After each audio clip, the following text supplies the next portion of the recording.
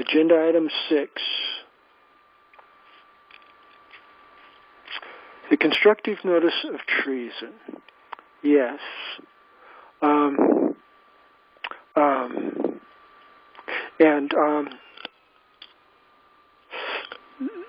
Brother Lewis, can you pull up that second web link there? The one with the citations document. There we go. Can you blow that one up? This is something that I did read last time, and I'm kind of thinking about reading again this time.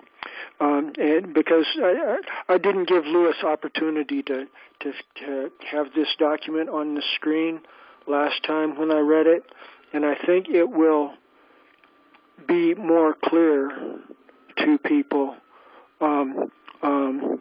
as we're proceeding here. When we have the words on the screen, and people can see that we've got a United States Senate report, number 93.549, talking about emergency war powers statutes.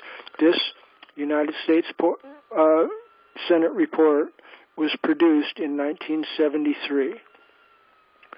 Okay, and as the text clearly indicates there, and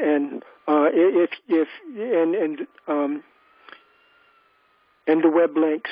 There's web links underneath it too, for where you can see the original text in the original document. This isn't just Charles Stewart typing stuff out of his imagination here. But I'd like to go through it again, because this is the battle line between the entire system of the evil empire, the slave traders of the Roman Empire. They're using fraudulent declarations of emergency, as this U.S. Senate report clearly indicates. They're fabricating out of thin air declarations of emergency, whereunder they gain color of legitimacy, where they can pretend like they're serving some legitimate public interest when they're actually serving their own private slave trading community interest. Okay?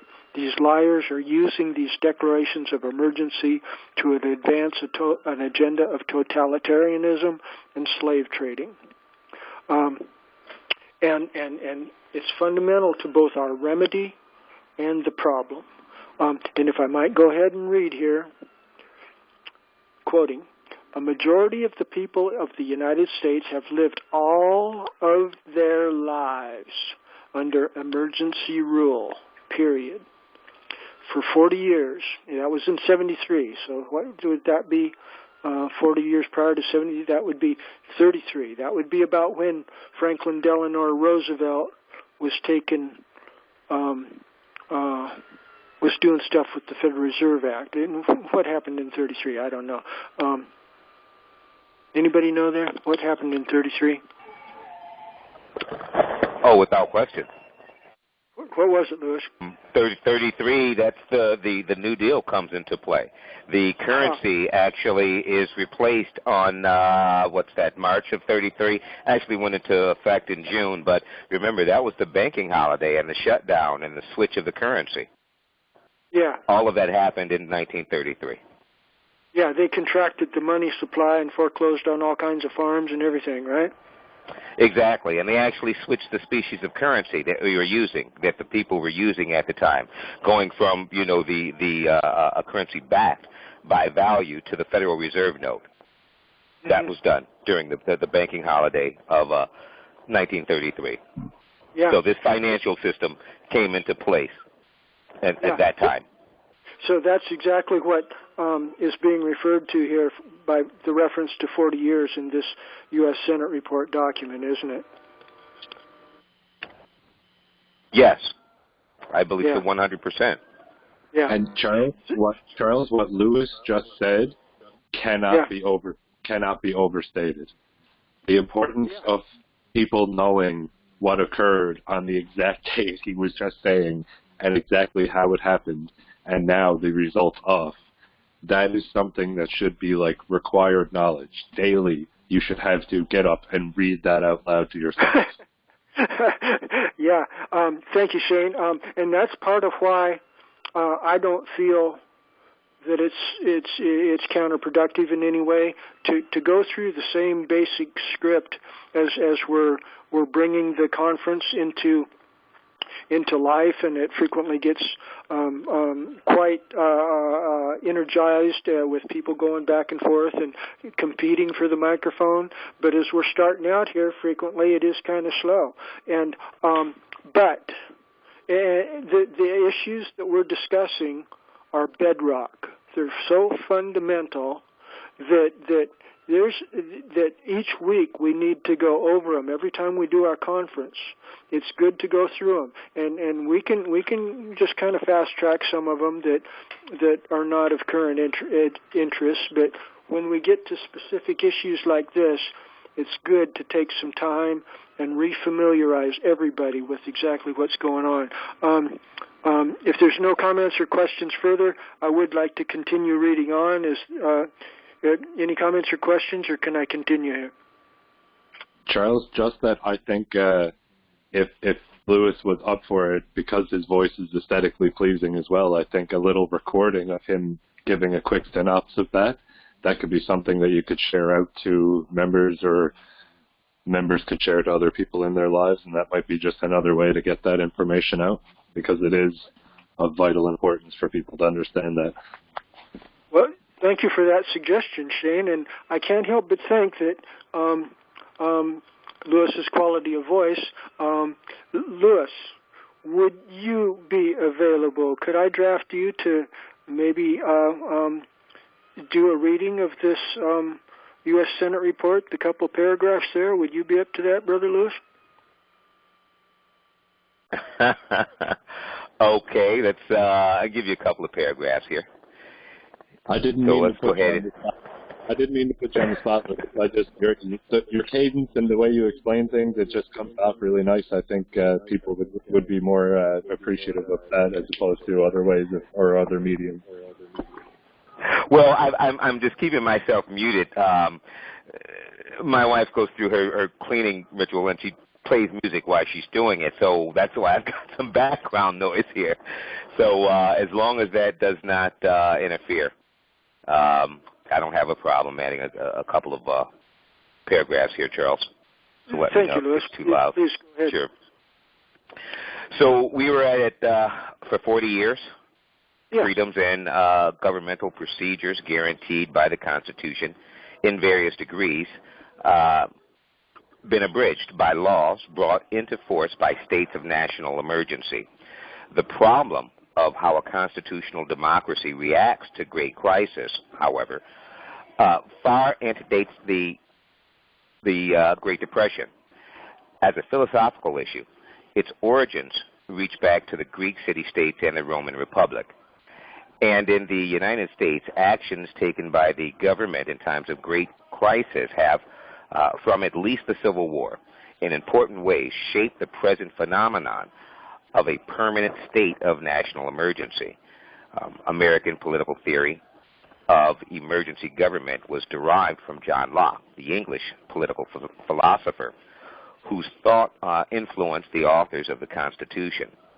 Locke argued that the threat of national crisis, unforeseen, sudden, and potentially catastrophic, required the creation of broad executive emergency powers to be exercised by the chief executive in situations where the legislative authority had not provided a means or procedure or remedy. Referring to emergency power in the 14th chapter of his second treatise on civil government as prerogative, Locke suggested that it, quote, should be left to the discretion of him that has the executive power, since in some governments the lawmaking power is not always in being and is usually too numerous and too slow for the dispatch requisite to executions. And because also it is impossible to foresee, and so bylaws to provide for all accidents and necessities that may concern the public, or make such laws as will do no harm if they are executed with an inflexible rigor on all occasions and upon all persons that may come in their way. Therefore, there is latitude left to the executive power to do many things of choice which the laws do not prescribe." End quote. I yield. Thank you, Lewis. Thank you for that great summary. Give my vocal cords a break there. I appreciate it. I would like to emphasize, draw out main points here, because this document is of immense value in a number of areas.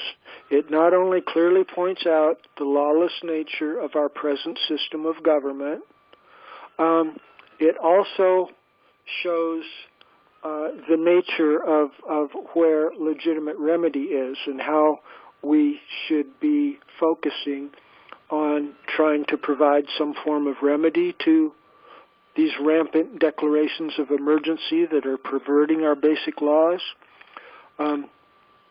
Because in the second paragraph there, about the sixth or seventh line above the end of the paragraph, is reference to the lawmaking power is not always in being and is usually too numerous and too slow for the dispatch of requisite executions. Okay, that's really the nut, the essence of the problem that the present model of government is facing. We've got 435 U.S. Senate or United States representatives, and then another 100 U.S. senators, and the bicameral system of government where the House makes it one decision-making process, and then the Senate makes another decision-making process, and then they come together to try to merge them. This is certifiably bipolar, split personality type of way of doing things.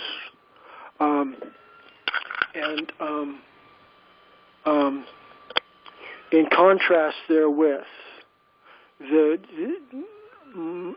deductions that are reasonably inferred from the common law tradition and the Israelite Torah law traditions indicate that the supreme governing body should consist of 12 members, and therefrom is drawn the chief executive officer in terms that are comfortable with this Senate report and the writings of John Locke. The writings of John Locke are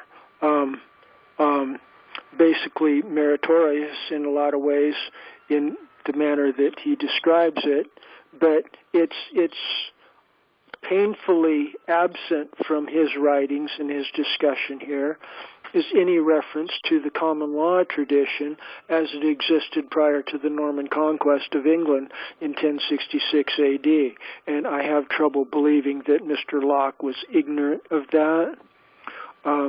So I think Mr. Locke is similar to what I described in previous conferences. Mr. Blackstone also referenced beautifully that the ancient pure common law was based upon the Torah laws of Israel through Exodus 18. Mr. Blackstone directly quoted Exodus 18 with this hierarchy of tens and fifties and hundreds and thousands, which are the basis of true common law communities of townships, precincts, and counties. But see, we've got people like Mr. Blackstone and Mr. Locke giving us part of the truth, and that's very valuable that we're getting it. Like this U.S. Senate report is very valuable, what we can get from these people, but they're not really giving us the whole truth. Thank you for highlighting that so efficiently, Lewis. They're not giving us the whole truth. They're not explaining to us how in ancient times there was manners, there was forms of government that were not too numerous or too slow for the dispatch of requisite executions.